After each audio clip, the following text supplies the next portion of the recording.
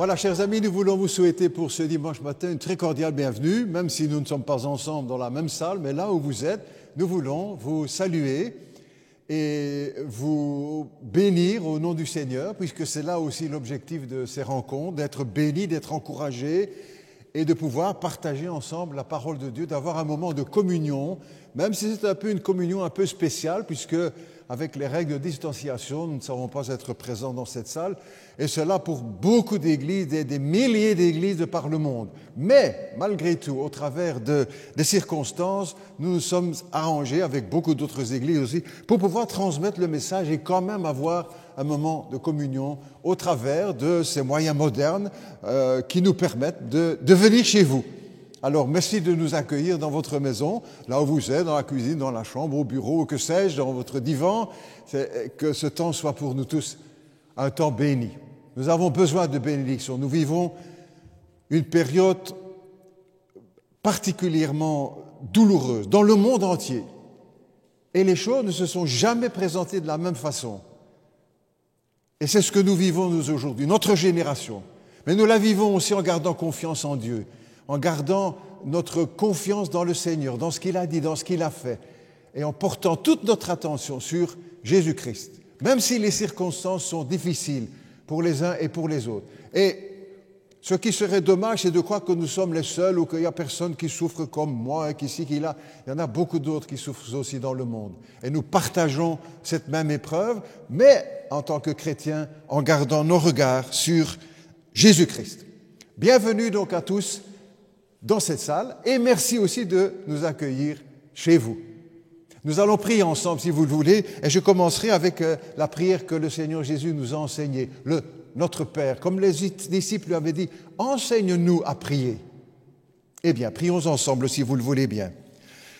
Notre Père qui es aux cieux, que ton nom soit sanctifié, que ton règne vienne, que ta volonté soit faite sur la terre comme au ciel. Donne-nous aujourd'hui notre pain de ce jour et pardonne-nous nos offenses, comme nous pardonnons à ceux qui nous ont offensés. Et ne nous soumets pas à la tentation, mais délivre-nous du malin, car c'est à toi qu'appartiennent le règne, la puissance et la gloire, au siècle des siècles. Notre Dieu, nous voulons aussi prier pour les églises dans le monde qui sont dans la tourmente pendant cette période de Covid-19. Nous prions pour ceux qui souffrent aussi d'être dans le confinement, des personnes âgées qui se retrouvent seules ou dans des maisons de repos ou dans les hôpitaux. Nous prions pour que tu protèges les frères et sœurs qui sont particulièrement fragiles ou âgés. Nous pensons à ceux aussi qui ont été testés positifs et qui sont peut-être maintenant en quarantaine. Nous pensons aussi à ceux qui sont hospitalisés pour que tu les relèves et que tu les guérisses, Seigneur. Nous pensons aussi à ceux qui sont dans les maisons de repos et leurs familles qui ne peuvent pas leur rendre visite comme elles le voudraient. Nous pensons aussi à ceux qui sont touchés plus particulièrement et maintenant en ces instants aux soins intensifs. Seigneur, veuille les relever, les guérir, les sortir de ces soins intensifs. Nous prions aussi à ceux qui doivent être opérés prochainement. Nous pensons aussi à ceux qui soignent les malades et qui prennent des risques, beaucoup plus que d'autres. Nous prions pour eux aussi, Seigneur, pour que tu les protèges.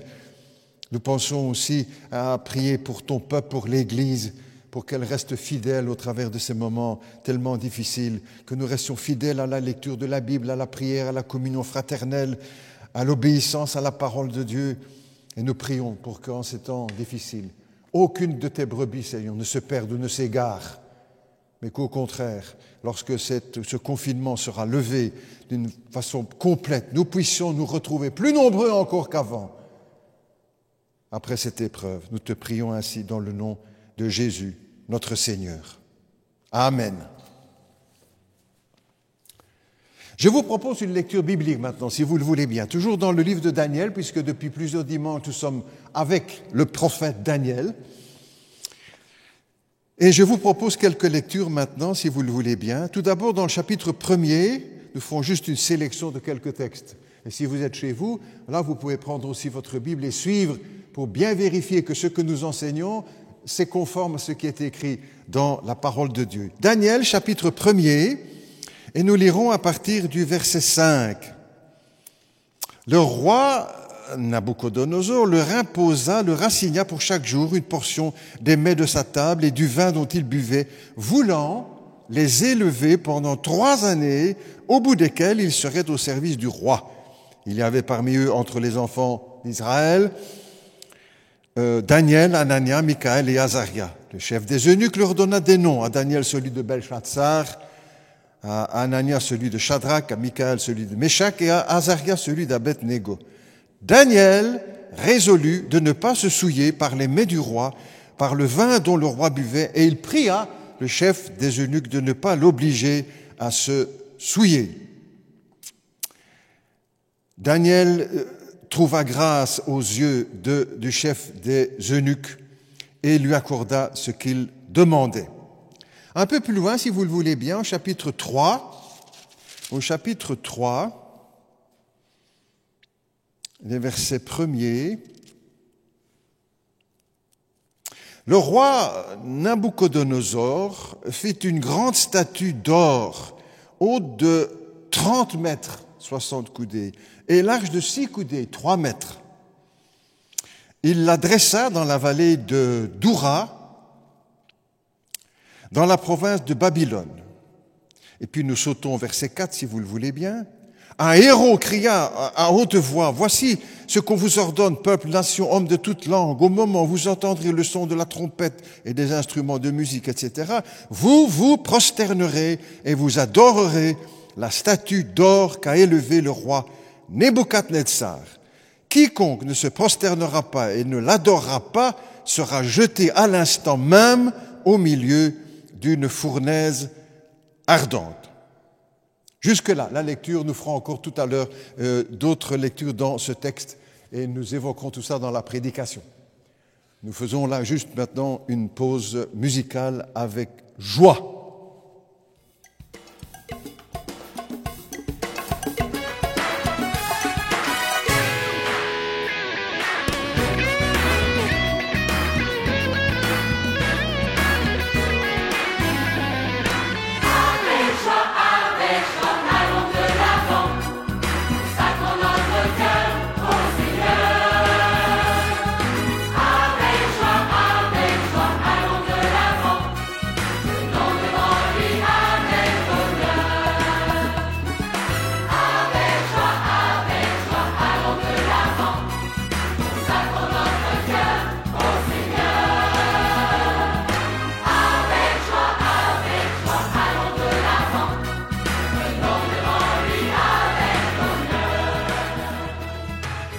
Merci bien, nous allons prier ensemble avant de méditer la parole de Dieu, si vous le voulez bien. Là où nous sommes, là où vous êtes, vous vous recueillez également avec nous, vous participez, vous communiez à la prière que nous adressons au Seigneur. Père Céleste, nous voulons te remercier pour ta parole, parce que nous pouvons aussi nous approcher avec joie des Écritures, avec joie de Dieu et de son Fils Jésus-Christ, par le Saint-Esprit. Merci de bénir pour nous ta parole. On nous fait croire et on veut nous faire connaître beaucoup de besoins en cette situation et en ces périodes. Mais nous avons besoin de ta parole, nous avons besoin de ton amour, de ton pardon. Nous avons besoin de la vérité. Et c'est pourquoi nous ouvrons ta parole. Parce que Jésus nous a enseigné ta parole est la vérité. Bénis cette parole pour chacun de nous, tous ceux qui regarderont et qui suivront ce culte en direct ou pendant la semaine en différé. Là où ils sont, que ta bonne main et ta bénédiction s'arrurent. Sur moi également pour annoncer cette parole, Seigneur. Que ton esprit repose sur moi, que ta grâce m'accompagne. Accorde-moi de transmettre cette parole avec fidélité, humilité, conviction, avec l'Esprit Saint, sans ajouter, sans retrancher, sans déformer, mais en restant honnête avec la parole de Dieu. Et qu'elle soit pour nous tous une bénédiction. Que ce soit pour celui qui parle ou pour celui qui écoute, parce que tous nous sommes à l'écoute de cette parole. Au nom de Jésus, nous te le demandons. Amen. Nous lisons encore quelques versets maintenant, si vous le voulez bien, encore une courte sélection. À la maison, on pouvait lire l'ensemble de ces textes, mais ça prendrait assez bien de temps si nous le faisions maintenant ce matin. Donc, je vous propose maintenant chapitre 3, Daniel, chapitre 3, et nous lirons maintenant à partir le verset 12, si vous le voulez bien. Daniel 3, et verset 12. après l'ordre du roi d'adorer et de se prosterner devant la statue en or, au verset 12. Or, il y a des Juifs à qui tu as remis l'intendance de la province de Babylone, Shadrach, Meshach et Abednego, hommes qui ne tiennent aucun compte de toi, ô roi. Ils ne servent pas tes dieux, ils ne t'adorent pas, et ils n'adorent pas la statue d'or que tu as élevée. Un peu plus loin, verset 16, Shadrach, Meshach et Abednego répliquèrent au roi Nebuchadnezzar ou Nabuchodonosor, nous n'avons pas besoin de répondre là-dessus. Voici, notre Dieu que nous servons peut nous délivrer de la fournaise ardente et il nous délivrera de ta main, ô roi. Sinon, sache, ô roi, que nous ne servirons pas tes dieux et que nous n'adorerons pas la statue d'or que tu as élevée. Un peu plus loin, si vous le voulez bien, maintenant, verset 27,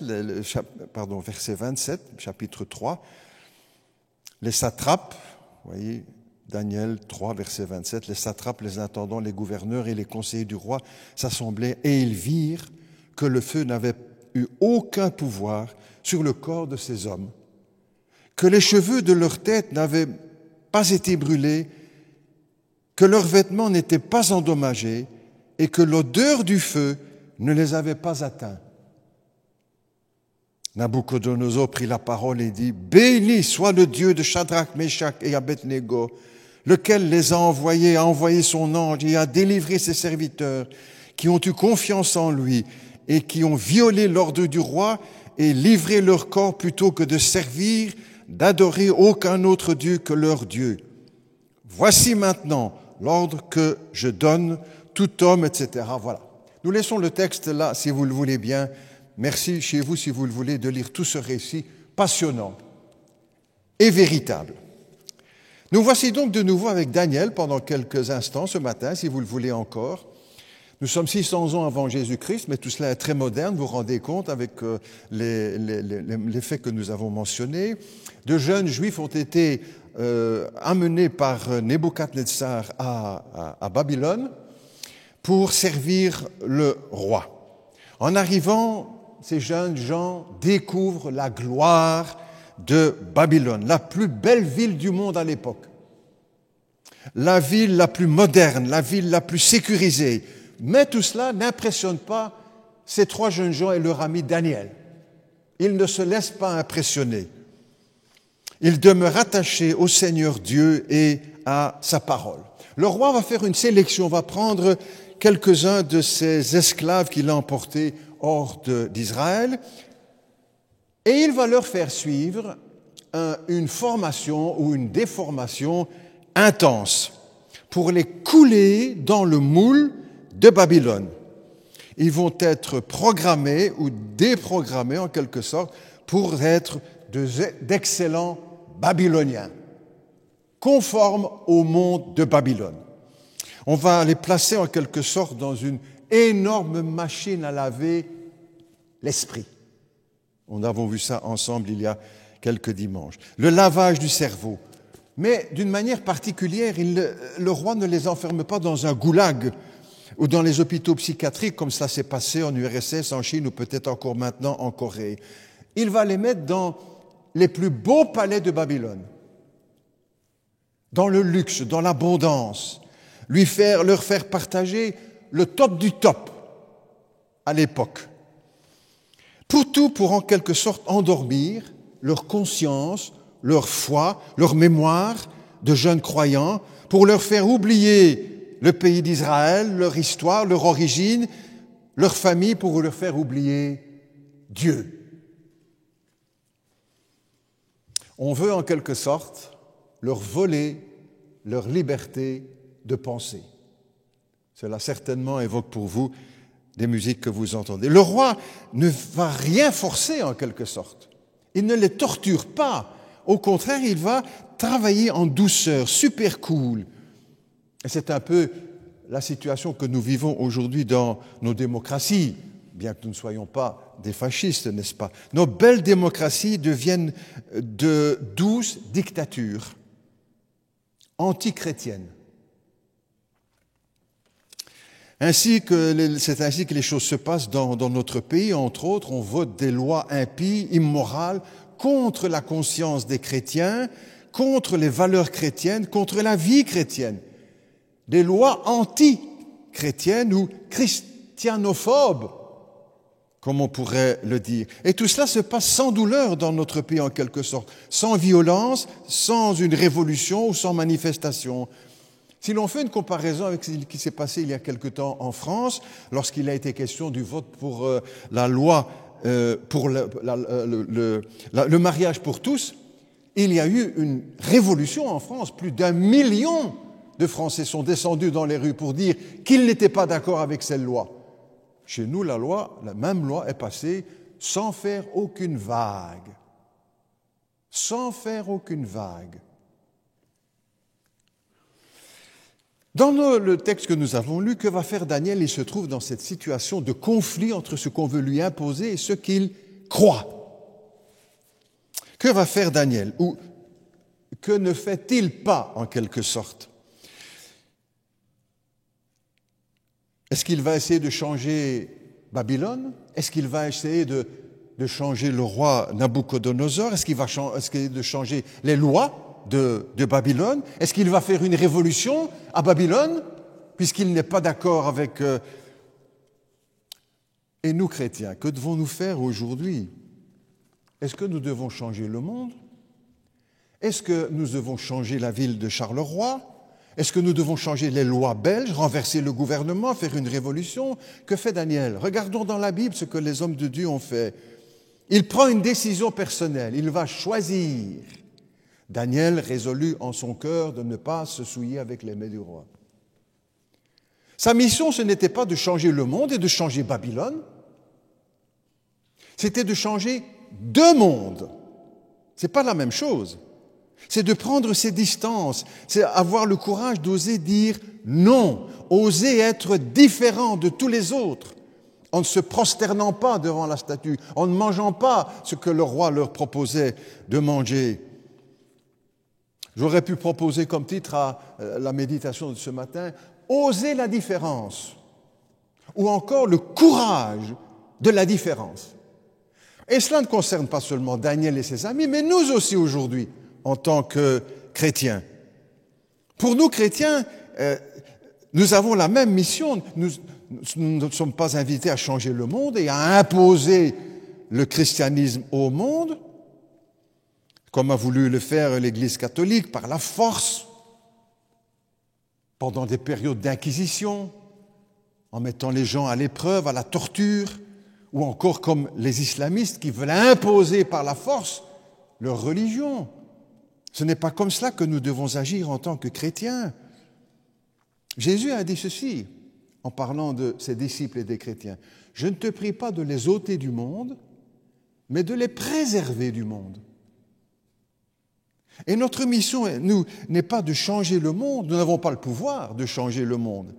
Et ce n'est pas l'ordre de Jésus. Jésus n'a jamais dit « Allez par le monde entier et changez le monde ». Jamais. Jésus a dit « Allez annoncer la bonne nouvelle. Celui qui croira sera sauvé, celui qui refusera de... » C'est notre mission aujourd'hui, d'annoncer, de communiquer la parole de Dieu et de ne pas imposer le royaume de Dieu à tous les hommes de notre pays ou du monde. Allez par le monde, a dit Jésus, prêchez la bonne nouvelle. Et dans le discours du Seigneur Jésus sur la fin des temps, il dira entre autres, cette bonne nouvelle sera prêchée au monde entier. Mais Jésus n'a jamais dit que le monde entier allait se convertir. Nous n'avons pas pour mission, Jésus ne nous a pas confié pour mission de changer le monde.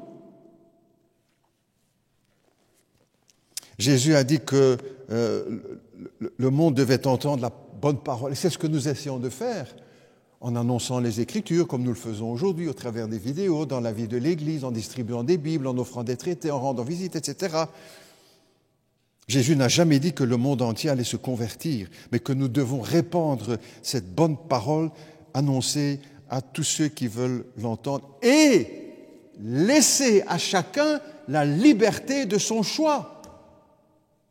L'évangile est un évangile de tolérance, en respectant le choix de chacun, et jamais en utilisant la force ou les menaces, ou que sais-je encore, quel autre moyen.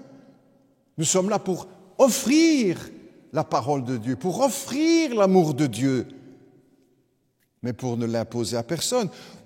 Un exemple historique de tout cela, au XVIe siècle, Jean Calvin, le grand réformateur, grand homme de Dieu, et puis aussi un homme de la parole de Dieu, fidèle, a fui les persécutions en France. Elle a été invitée à se rendre à Genève. Et là, il a voulu imposer à toute la ville de Genève le christianisme, en supprimant beaucoup de choses, fermer les tavernes, mettre de l'ordre dans la ville, le couvre-feu religieux, etc. Et que s'est-il passé? Mais on l'a chassé. On l'a chassé, on lui a demandé de partir. C'est vrai qu'ensuite, on lui a demandé de revenir parce que c'était le chaos. Alors, les choses devaient être beaucoup plus souples. Jamais la ville de Genève n'est devenue une ville chrétienne. Jésus ne nous a pas commandé de fonder un parti chrétien. Ne rêvons pas non plus d'une ville chrétienne ou d'un pays chrétien. Ça n'existe pas. Ah, c'est vrai, vous direz, pasteur, mais on parle des pays christianisés. Ah oui, mais c'est quoi un pays christianisé? C'est un pays dans lequel l'évangile s'est répandu. Mais la Bible ne dit jamais que tous se sont convertis. Et c'est ce que nous voyons encore aujourd'hui. Même si nous sommes dans un pays ou une Europe christianisée, ce n'est pas pour cette raison que tout le monde est chrétien ou que nous devons l'imposer. Daniel à Babylone n'a pas essayé de changer toute la ville et le pays et le royaume de Babylone. Vous savez, la Bible nous dit, Jésus nous a dit, que les chrétiens ils sont toujours dans la minorité.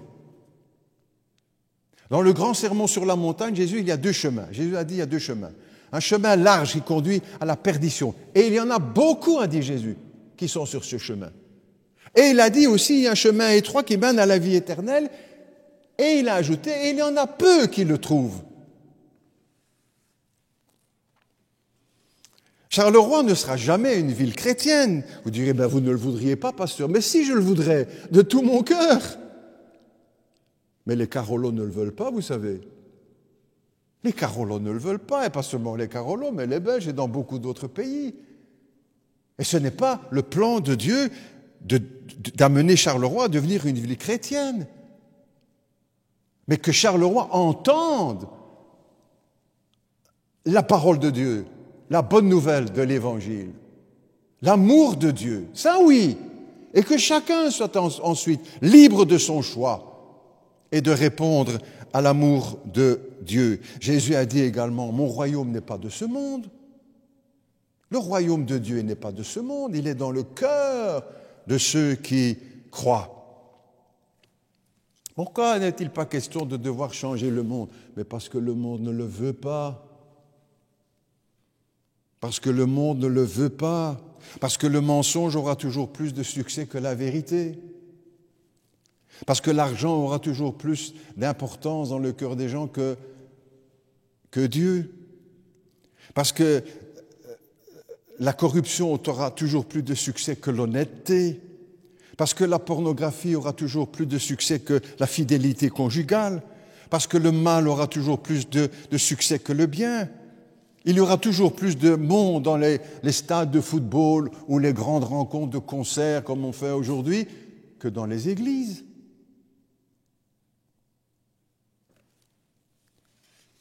À Babylone, Daniel et ses 3 amis vont être le seul à ne pas se prosterner devant la statue. Et ils n'ont pas essayé de forcer les Babyloniens à suivre leur chemin. Ils ont montré l'exemple. Ils étaient consacrés à leur Dieu. J'ai lu ici, il y a quelques mois, un pasteur qui disait « Il n'y a jamais eu de pays chrétien, il n'y en aura jamais. La Bible ne parle pas d'un pays chrétien ou d'une ville chrétienne. Ce ne sont que des vœux pieux. Ce que Dieu veut, c'est qu'au milieu de chaque ville, certains répondent à son amour, librement. Les âmes ne se pêchent pas au filet, vous savez, ils se pêchent à la ligne. Alors, que va faire Daniel? une décision personnelle, un choix personnel. Vous savez, les seules choses que nous pouvons changer, c'est nous-mêmes. Nous ne savons pas changer notre épouse, notre mari, nos enfants, nos parents, la société, le monde, l'Église. Juste nous-mêmes, nous pouvons changer. Notre vie, nos choix. Nous voulons souvent que les autres changent. Et je suis comme vous aussi. On voudrait que les autres changent. On ne va pas donner de nom ou de ceci ou de cela. Bref, mais on voudrait que les autres changent. Mais Dieu, ce qu'il veut, c'est que je change. Son plan, c'est de me transformer et de transformer tous ceux qui veulent et qui acceptent le Seigneur Jésus. J'ai entendu ici quelqu'un qui m'a dit, je ne sais plus très bien qui ou la citation de qui elle est, mais très bien, le changement que tu veux chez les autres, applique-le d'abord à toi-même. Ça, c'est l'Évangile aussi.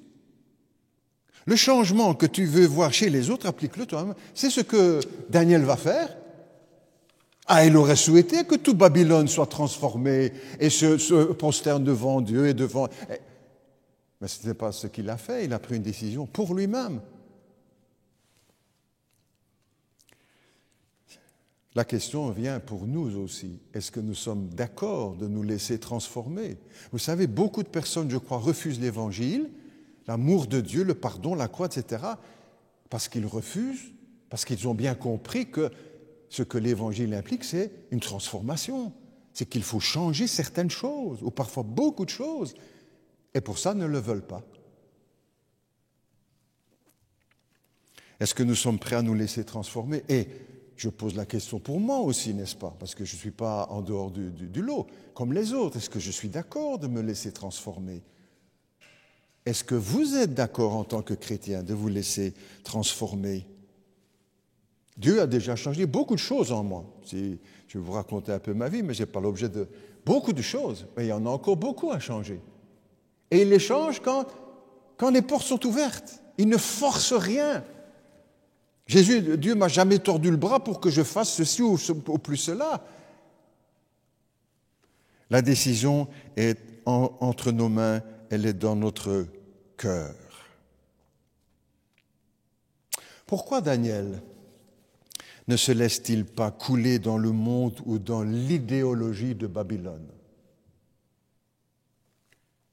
Parce qu'il a des valeurs, Daniel. Parce qu'il a des convictions. Parce qu'il veut être fidèle à la Bible. Parce qu'il veut respecter Dieu. Parce qu'il veut plaire à son Dieu. Parce qu'il est consacré à Dieu. Un jour, une dame m'a demandé, mais ça veut dire quoi être consacré à Dieu? C'est faire le choix de la vérité. Parce que Dieu est vérité. C'est vivre 24 heures sur 24 en tant que chrétien. Pas seulement l'heure du culte ou la demi-heure du... C'est s'efforcer d'obéir au Seigneur. C'est ça être consacré. Daniel était consacré. C'est rejeter le péché. C'est avoir le courage de dire non au mal. C'est cela être consacré. Et chaque fois, posons-nous la question, je me la pose. Est-ce que je suis consacré de cette manière? Être consacré, c'est choisir la fidélité à son mari, à son épouse, à ses devoirs de parents, devoirs de citoyen. Être consacré, c'est avoir l'audace de dire non à tout ce qui est impur, la vulgarité, la bassesse, la grossièreté. C'est oser être différent, c'est ça être consacré. Oser être différent, c'est rechercher ce qui est agréable à Dieu. C'est ne pas abandonner son Église, c'est d'aimer la parole de Dieu, c'est cela, être consacré. C'est servir dans l'Église, c'est aider son prochain, c'est mener une vie propre dans un monde sale, c'est refuser la médiocrité. C'est cela, être consacré. C'est vivre pleinement en tant que chrétien en rejetant la pression du monde qui veut nous imposer ses valeurs. Comme Babylone voudra le faire sur Daniel, Shadrach, Meshach et Abednego. C'était ça l'intention du roi et de toute la population. Le monde veut nous imposer aujourd'hui ses valeurs, son style, sa mode ou ses modes, ses habitudes, ou encore, pour le dire autrement, son péché. Vous savez, notre société nous bombarde de campagnes d'information sur le sida et de recherche de fonds pour pouvoir lutter contre cette maladie. Il y a d'autres maladies qui font beaucoup plus de morts dans le monde, n'est-ce pas? Seulement ça n'a pas vraiment l'attention qui devrait leur être donnée. Le paludisme, la tuberculose. Mais le sida, c'est le péché de l'Occident surtout. Beaucoup de stars du showbiz sont menacées dans leur immoralité. Et le sida, c'est une menace sur leur péché.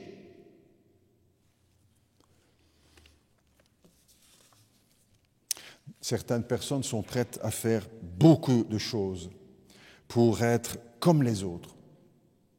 C'est un peu l'esprit de notre société. Il faut être comme les autres, il faut s'habiller comme les autres, il faut penser comme les autres, il faut faire comme les autres, il faut parler comme les autres, il faut sortir comme les autres, il faut jurer comme les autres, il faut regarder du porno comme les autres, il faut fumer comme les autres, il faut boire comme les autres, il faut suivre l'horoscope comme les autres, il faut se faire tatouer comme les autres, il faut se mettre des piercings comme les autres. Et beaucoup sont motivés ainsi par la peur du qu'en dira-t-on, la peur d'être différent. Ah, mais si je ne fais pas ça, est-ce que le groupe, mes amis d'école, mes voisins, ma famille vont encore m'accepter? La peur du qu'en dira-t-on. Qu'est-ce que les autres vont penser de moi? La peur du qu'en dira-t-on, au lieu d'avoir la peur du qu'en dira Dieu. Et le chrétien, il doit être animé par cela. Qu'est-ce que Dieu pense de moi? Qu'est-ce que Dieu pense de moi si je fais ceci, si je regarde cela, si j'achète ceci? C'est cela qui est le plus précieux. Pourquoi? Parce que Dieu veut m'empêcher de faire tout ce que je veux? Non, parce qu'il veut mon bonheur. Il veut le meilleur pour toi. Non pas te priver de tout ce qui est bon dans le monde, au contraire, il veut te donner le meilleur. Daniel a le courage de dire non. Il ose dire non. Au milieu du monde de Babylone. J'appartiens à Dieu, c'est lui qui va dicter ma conduite, et non pas le roi Nebuchadnezzar. Voilà le langage du chrétien. Ce n'est pas le monde qui va me dicter ma conduite. Ce que je vais regarder, ce que je vais écouter, ce que je vais acheter, ce que je vais ici, je vais là. Ce n'est pas le monde qui va me dicter ma conduite, ma manière de vivre, mais mon Dieu et sa parole, et lui seul. La parole de Dieu nous invite à ne pas aimer le monde. N'aimons pas le monde, dit la Bible en parlant aux chrétiens. N'aimons pas le monde, ni les choses qui sont dans le monde. Et il explique ce que c'est le monde. 1, la convoitise des yeux. 2, l'orgueil de la vie. 3, la convoitise de la chair. N'aimons pas le monde, dit la Bible. C'est le choix que va faire Daniel à Babylone.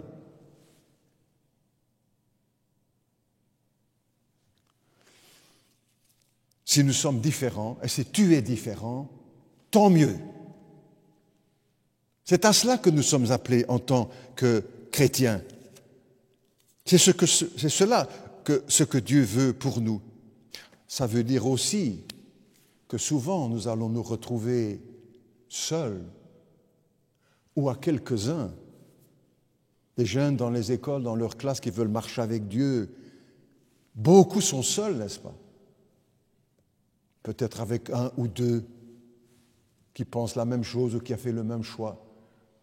Un ouvrier dans l'atelier où il travaille ou dans le bureau où il travaille, souvent il va se trouver tout seul, le chrétien, à penser différemment des autres, parce qu'il est différent.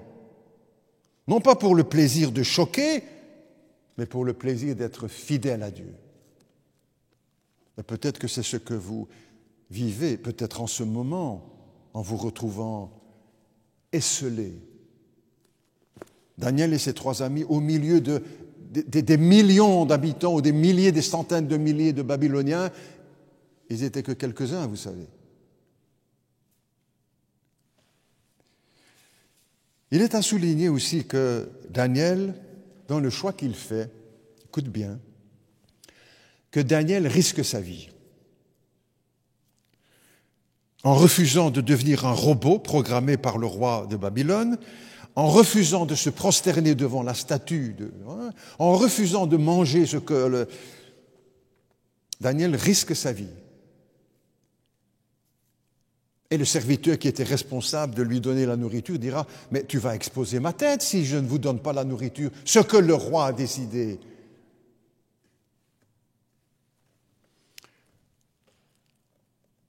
En refusant de devenir des robots, d'être programmés par et pour le roi, c'est comme si Daniel disait « Tu n'auras pas ma liberté de penser. »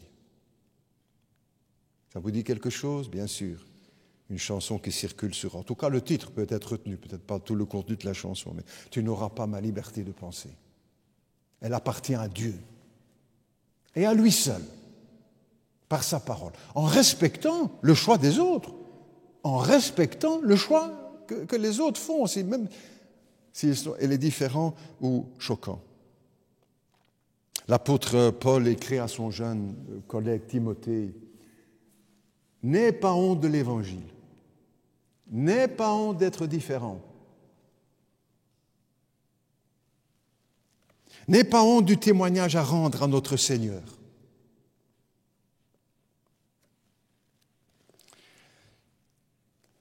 Daniel et ses 3 amis ont fait le choix de rester fidèles à Dieu.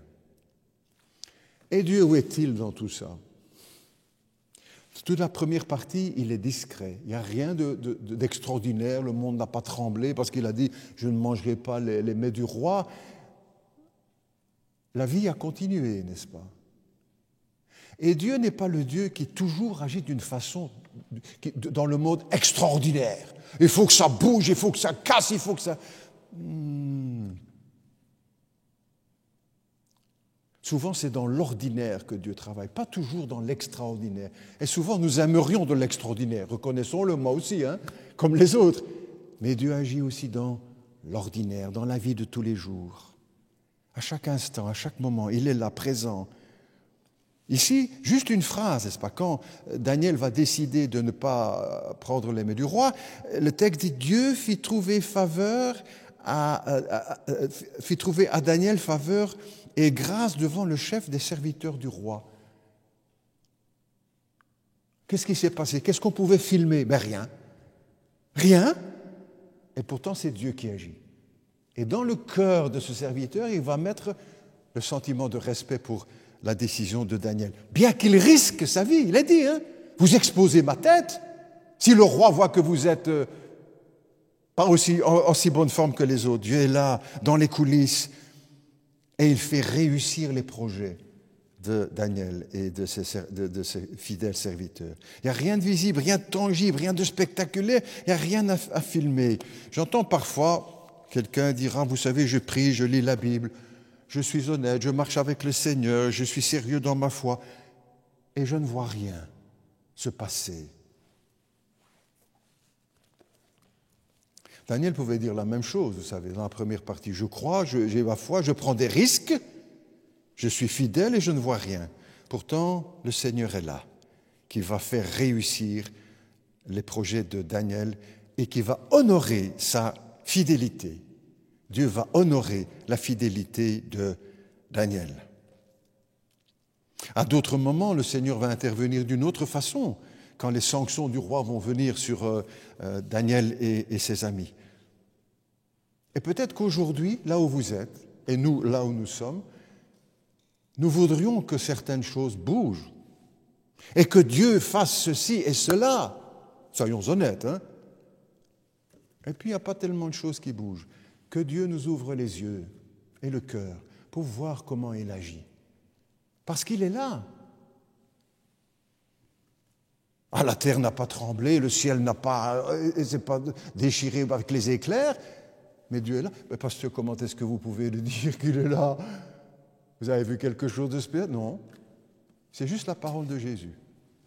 Là où deux ou trois sont rassemblés, une des paroles les plus connues de l'Écriture, deux ou trois sont rassemblés en mon nom, dit Jésus, je suis au milieu d'eux. Peut-être que vous traversez une période difficile, peut-être que nous aussi nous traversons une période difficile, n'est-ce pas? Que Dieu veuille nous ouvrir les yeux et que nous puissions le voir agir, que nous ayons le courage de savoir dire non. Aujourd'hui, nous ne risquons pas, dans nos pays en tout cas, dans d'autres pays ce n'est pas le cas, nous ne risquons pas la prison, d'être enfermés, une sanction, un procès, que sais-je. Nous pouvons vivre et refuser la pression du monde, sans aucun risque. Peut-être d'être mal vus par nos voisins, par les amis d'école, etc. Mais bon, rien de plus. Est-ce que nous osons la différence? Est-ce que nous osons dire « tous les autres font comme ça ». Mais parce que j'aime Dieu, moi je n'agis pas comme ça. Parce qu'il m'aime et parce qu'il veut mon bien, je ne serai pas comme les autres. J'oserai être différent. Et le monde n'aura pas ma liberté de penser. Amen. Prions ensemble si vous le voulez. Notre Dieu, notre Père, que ta parole porte son fruit dans nos cœurs, dans mon cœur. Tu sais que c'est ce que je désire. Et d'autres aussi, qui veulent être fidèles au Seigneur, qui ont eu le courage de la différence, qui ne veulent pas se laisser couler dans le monde, dans l'esprit du monde, les valeurs du monde, les mensonges du monde, mais qui veulent construire toute leur vie sur la vérité de la parole de Dieu, sur Jésus-Christ, le rocher des siècles, sur l'amour de Dieu, sur la croix de Golgotha, la résurrection de Jésus-Christ, sur sa parole. Seigneur, que cette parole soit une richesse pour chacun de nous. Au milieu de ce monde où nous entendons tant de choses, que nous puissions, comme Daniel, avoir le courage de prendre des résolutions, des décisions. Daniel résolut dans son cœur de ne pas faire comme tous les autres. Par amour pour Dieu et par fidélité. C'est au nom de Jésus, Père Céleste, que nous te prions d'agir dans nos cœurs pour nous conduire de cette façon et pour que la gloire te revienne. Toute la gloire. Pour ne pas nous prosterner devant les fausses idoles de notre société, qui dressent des statues, des idoles partout pour séduire notre cœur. Seigneur, nous remettons toute notre vie entre tes mains. Nous avons confiance en toi parce que nous savons que nous sommes aimés de toi. C'est au nom de Jésus que nous te prions, Père Céleste. Amen. Quelques notes de musique maintenant, si vous le voulez bien, pour nous sommes. Et peut-être aussi, là où vous êtes, prendre des décisions.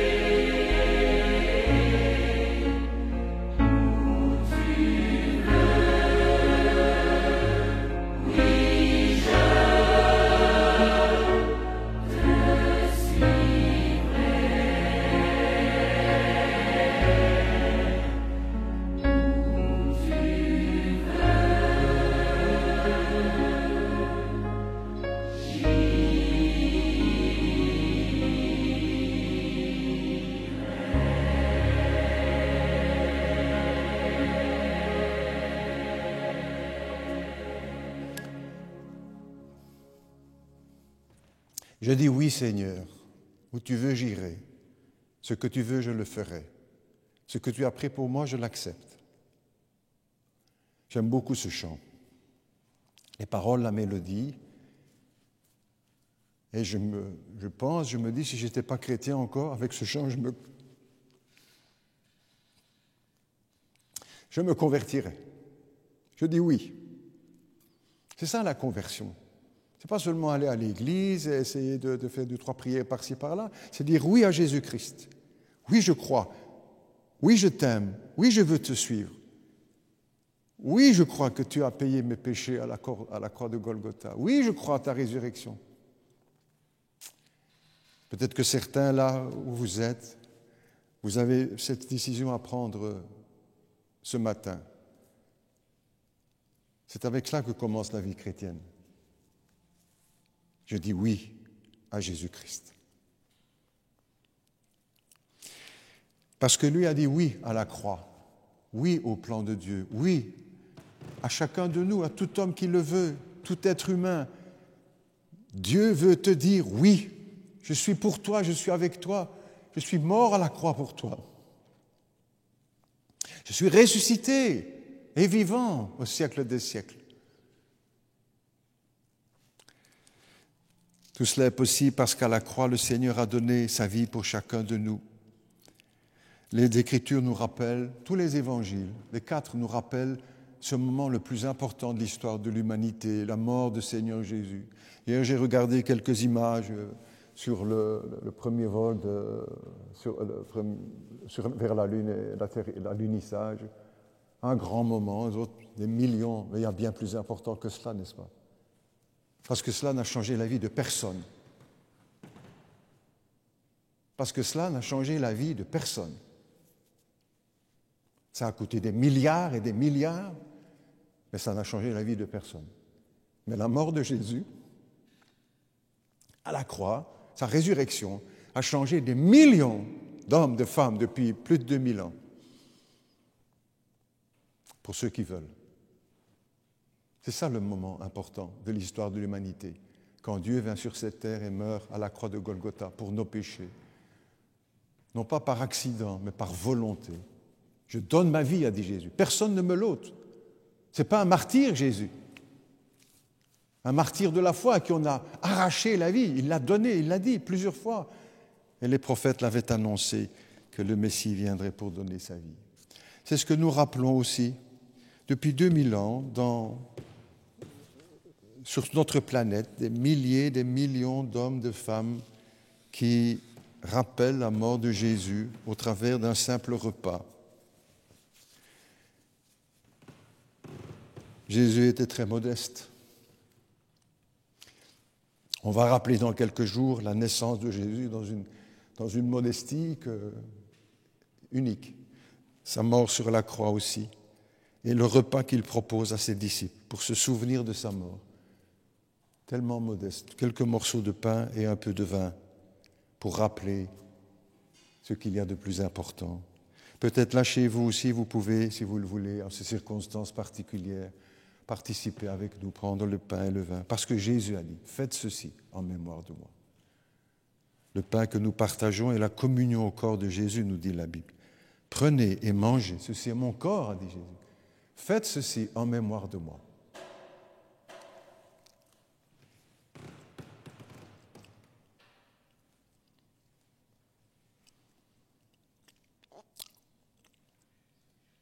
De même, après le souper, la Bible nous dit que Jésus prit du pain, rassemblé avec ses disciples à Jérusalem, en Israël, là où il allait être crucifié, là où il allait ressusciter, là où il a promis de revenir.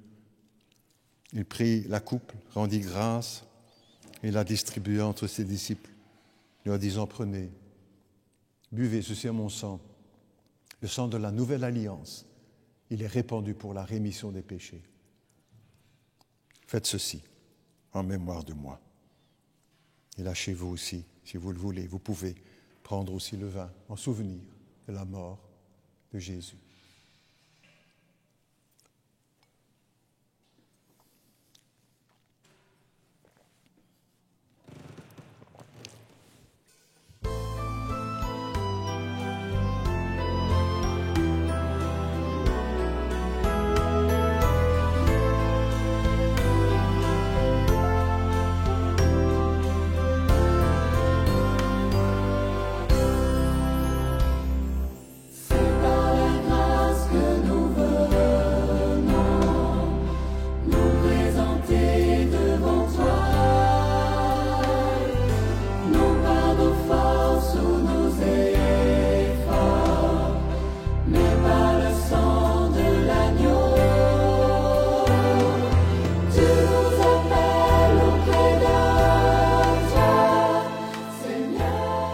chers amis qui nous avez suivis pendant ce moment de culte, nous allons nous saluer, nous dire au revoir, demander aussi encore la bénédiction sur chacun de vous.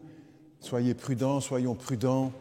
La situation est dangereuse, on veut faire peur à personne, mais la prudence est de mise, vous le comprenez bien, avec tout ce qu'on en entend, même si la situation semble un peu se calmer. Bon dimanche à tous, bonne semaine, restons attachés à notre Seigneur Jésus-Christ, le Fils de Dieu, Dieu le Fils.